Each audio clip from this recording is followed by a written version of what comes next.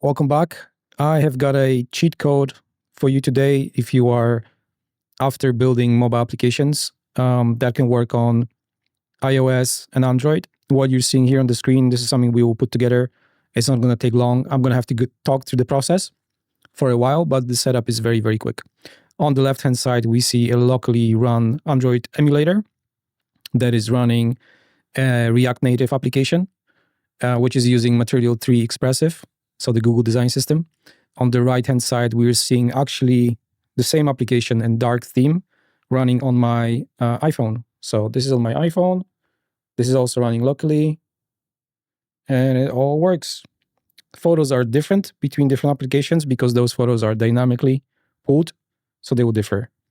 But hey, I'm going to break this tutorial. It's going to be an in-depth tutorial. I'm going to break this down into a few sections. The first section is going to be the section that talks about what needs to be set up only once per machine, either a PC or a Mac machine. And then the second one is going to be specific to the actual app setup. Again, this is going to be React Native. It is going to be running on iOS and also Android devices. So this is exactly what you want. You want to build the application once and not maintain different code bases. So let's get it done today. Enjoy. You'll find the link in the description below, which is going to take you to a public repository in GitHub. You'll be able to access exactly what I'm going to be using. There are two documents, markdown files here. One is for Mac and one is for PC. I'm going to be using a Windows operating system to set this up, but it works exactly the same on a Mac operating system. So you will get access to this. This has all the steps, what you have to do, and I'm going to do exactly what I'm asking you to do. If you want to have an Android and iOS running locally using React Native. Yeah, so this is what you will get. Everything is described here. If there are any errors, put in a comment below and I'm going to update the documentation, but it has been tested and it all should work. So that's the PC one. There is one for macOS as well. You've got all the commands that needs to be copied and so on. So that is about the documentation. Let me briefly talk about the actual stack and what is actually required to do so. To be able to run a React Native application locally, either on a PC or a Mac OS, you're going to have to do a one-time setup, which requires to have a few applications running locally and a few SDKs packages as well installed. So there's quite a lot on this list. The thing that I have prepared for you actually that you'll be able to just copy and paste to your PowerShell or your terminal on macOS is the actual documentation on GitHub. So if you go to the setup PC, as an example, I'm going to be using Windows 10 to set this up today. You see the descriptions, what needs to happen, the actual command that needs to be copied. So you can just click on, actually, let me move myself. You can just click on the button here. It's going to copy it. Then you're going to paste it to your PowerShell, press enter. That's going to do all the work for you. Otherwise, you're going to have to go and manually install all of these. And just briefly, what we will need is a Node.js, a package manager, Git for repositories, Java, Android Studio, which is an application that is going to be able to run our local emulator, if that's how you want to work. Then one of the CLIs, and obviously Cursor or VS Code or whatever IDE you want to use for code. We will probably leave Python out. We don't need that today. We will need an Expo app, which is the application that is going to allow us to actually use a real device and preview the React Native application using Expo Go. And then as a bonus, we're going to set up the Context 7 MCP in Cursor. So that's going to allow us to use the up-to-date documentation from the Context 7 website, which is a pretty awesome service. Same story when it comes to macOS, different names of different applications, but it works in the same way. So anyway, forget about all of this. I'm going to show you exactly step by step. I'm going to go through the same process as you will on Windows in my case. And yeah, let's start doing it. What we will use today to help us run the React Native application is called Expo. You can think of Expo as a kind of a collection of libraries that are based on React Native that is going to be very helpful in actually creating the React Native application by just one command in your terminal. If you go to the provided GitHub repository link in the folder called docs, you will see the setup. I'm going to be using PC. So what I have here open on the left-hand side, you can see Windows PowerShell. I'm running it as an administrator as well. Just makes it a little bit easier. So what I'm going to do, and just so you know, I have all these already installed. So you might see either a message that it's updating or it's going to say that it's already on the system. But all you need to do is just copy from the GitHub, press enter, and yeah, just wait. Depending on the application or whatever we're trying to do, it might take a minute or two. But that is going to be the entire process. So in this case, I do have Git, so it has found the existing package already, and it's trying to update that. So there are no upgrades available, so that's why it didn't move forward. But for you, obviously, if you don't have Git, that's going to install Git. The other one is the Node.js. For me, again, copy, paste to the PowerShell in my case. In your case, it could be terminal if you're on Mac. Same with the Java. There we go. So I already have that on my system. So a note from me here, one thing to remember, if you install Java, it's a good practice to close the terminal or PowerShell and reopen it again. And if you want to check if there is actually a Java install, you can just ask the system. And I do have that, as you can see here, version 17. This is the one that we need. And then this installs the Android Studio, which is an application. It's a pretty awesome application. So I'm going to hit enter. I do have that already. So let me actually show you Android Studio quickly. So Android Studio is an application where you can obviously build Android-based applications. And what we will be using mainly is the virtual device manager. I'm going to guide you through this once we finish all the steps. And the last one that we have to install is the CLI. So I'm going to also copy. This one actually needs to be installed. Actually, it just overrides things, but that's okay. You might see some warnings here. Ignore that. That's pretty common. And it has successfully installed everything, as you can see here. And the next step, number 2, is the actual application. For this, we will have to go to Cursor. So I'm going to see you in a second in Cursor. Okay, now that we have this one-time setup done, we can move to actually setting up the React Native application using Expo. So in the GitHub repository, you have all the code snippets. So what we will do first is just create the application itself. So I'm going to just copy the create Expo app. I am going to change the name of the application to something like maybe App YouTube and press enter. That is going to install all the dependencies, as you can see, create the folder here as well with all the files and folders. We'll have to wait a few seconds. It's perfect. Ignore the warnings. That's very, very common. And then once it's done, it actually tells you what to do next. So we have to cd into the folder itself. So the next steps actually take place in that folder. We can either npm run Android, npm run iOS, npm run web, but that's not what we will do. What we will do first, we will add other dependencies, which is the React Native paper and vector icons.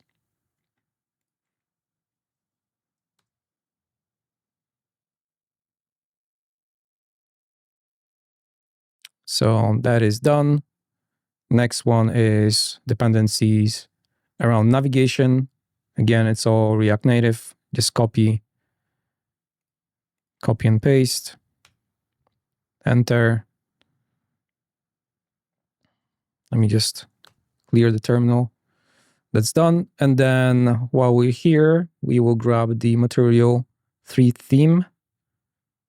and copy and paste that as well.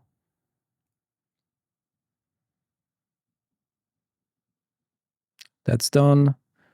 And if we npx expo start, expo being our Expo app, it is going to start the Metro bundler to build the application. It gives you a QR code. So what you can do with this QR code now is you can take your Expo app on any device, Android or iOS, and using the Expo Go app, you can actually preview the application itself. So, but before we do that, we can also run the same application locally using Android Studio, and that's what we will do next. Let me run the Android emulator. I'm going to show you what needs to be done in the application itself. So let's see, maybe hide my face for now. Okay, so this is Android Studio, welcoming screen. All you have to do, it's all outlined here in the description in the GitHub repo, but all you have to do now is just go to More Actions, click on Virtual Device Manager, because we will be using an emulator, so we need to download a package as well. I have that downloaded already. So actually, let me do that again so you can see what needs to happen. So you have to click on plus. Once you click on plus, you're going to get a list of different devices. And the device that I used before is one of the Pixel ones. I believe it was version 8. So I'm just going to click on Pixel 8, click on Next. And then we have to pick an API. The one that kind of works always is the API 34. Probably all of those will. I just like using this one, 34. And all we need to do now is click on Google Play Intel and then select this API that we want to download. It might take a while. These packages can be up to like 2 gigabytes because it emulates the entire device. So if I click finish, I'm not entirely sure if it's going to ask me to re-download. It doesn't. So I have this package on my local. That's why it shows up. I'll show you what will happen with something that is new. So let's actually pick Pixel 9. So I don't have Pixel 9 yet on my local machine. So I'm going to show you how this actually works. And if I click, so it shows you here in the blue box. Not entirely sure if you can see, it's pretty small. It takes 1.6 gigabytes. So if I click finish, it's going to ask me here if I want to download. I'm going to download that. Get this dialog. It's a dialog on top of a dialog scenario here. But it needs to download that. Once it's downloaded, that's done. You have to do it once. So we'll just finish downloading this.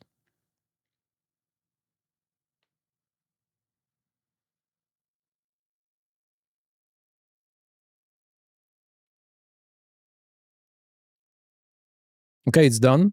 Downloading. Took a few seconds. You just click finish. And we see Pixel 8 and Pixel 9. And all we have to do now before we preview our application is to click on the play button here. So I'm going to click on play. And as you can see, we can close all that. You can see we have our emulator here, which should start an Android operating system, which is pretty awesome. Okay, so it started the operating system. As you can see, it's all functional. It's like your proper Android device, which is pretty awesome. Okay, back in cursor. As we can see, we have our emulator here, Android emulator. All you need to do now is type in npx expo start -- Android. What is going to happen, the bundler is going to kick off. It is going to see that there is an emulator open on our machine, and it's going to, so it sees that. It automatically opened the Expo Go application. And so this is our application, React Native app. So it's going to work on Android, and it's also going to work on iOS, which I'm going to show you in a second. But just to prove that this is it, let's actually make a change to maybe this text here. It reloads automatically. So you can see the text disappeared.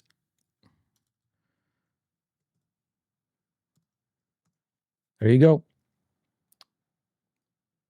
It is that easy and it's that awesome. Okay, I'll show you the iOS now. So what you see here, over here, this is my iPhone. This is my screen. So anyway, all you have to do now, because we have a QR code, is we have to open our camera, point the QR code, well, point the camera, and then tap to open the Expo Go app, and it's gonna finish building the JavaScript, and this is it. This is our application. So yeah, I have a dark mode enabled in my system on the iOS, so that's why it looks like that.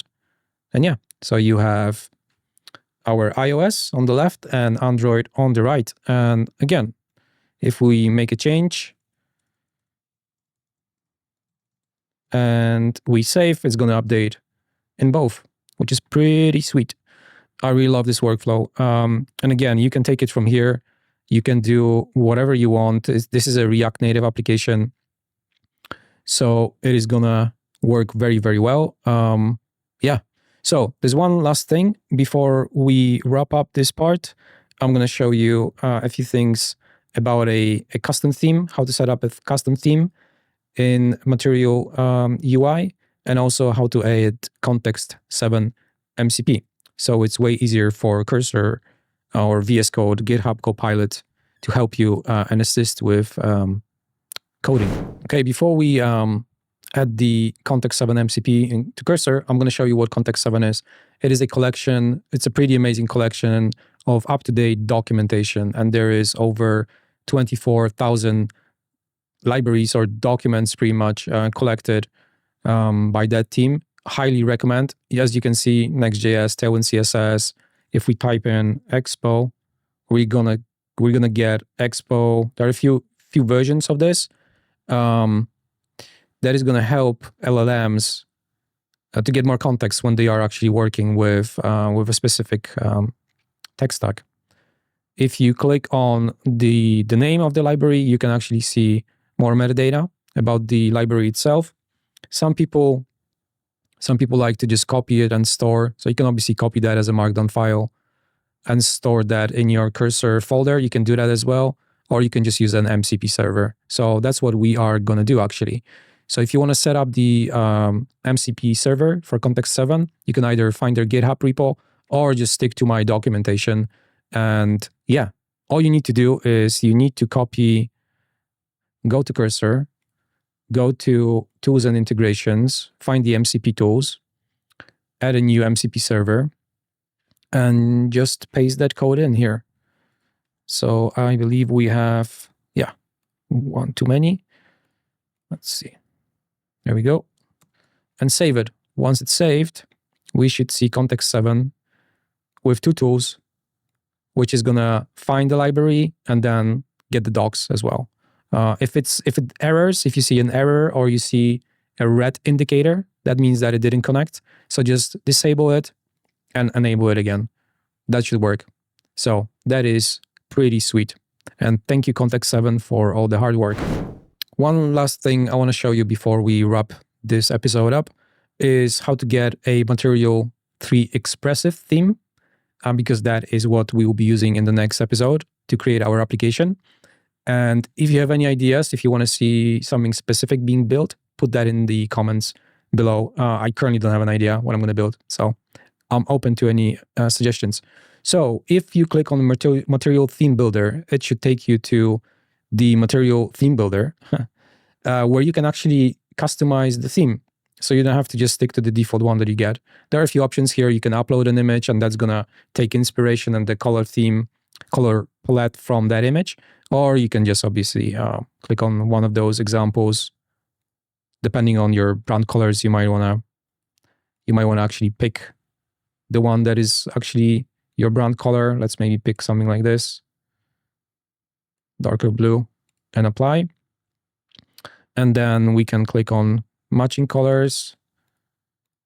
Yeah, so that's how it works. This is what we will use. There's other versions of contrast as well, because it is being used on a obviously a mobile device, that needs to be considered. It shows you the version in dark and light as well mode.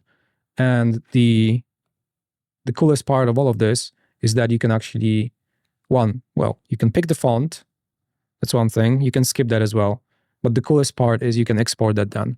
Once you click on export, you see the preview, but you also see the button here at the bottom, which says export, and you have 5 options. One is Android views, XML file, then you got Jetpack Compose and Flutter as well, and Web CSS and Material JSON. So in the next episode, we'll use the material theme JSON, and we will set the color theme to our custom one, and we will use some Material 3 awesome expressive UI shapes to build something. Again, if you have an idea, what you want to build, let me know in the comments. Thanks for watching today, and congrats if you did all the steps and you got it running on your local machine. Just to recap, we got our emulator running an Android operating system locally with obviously everything working.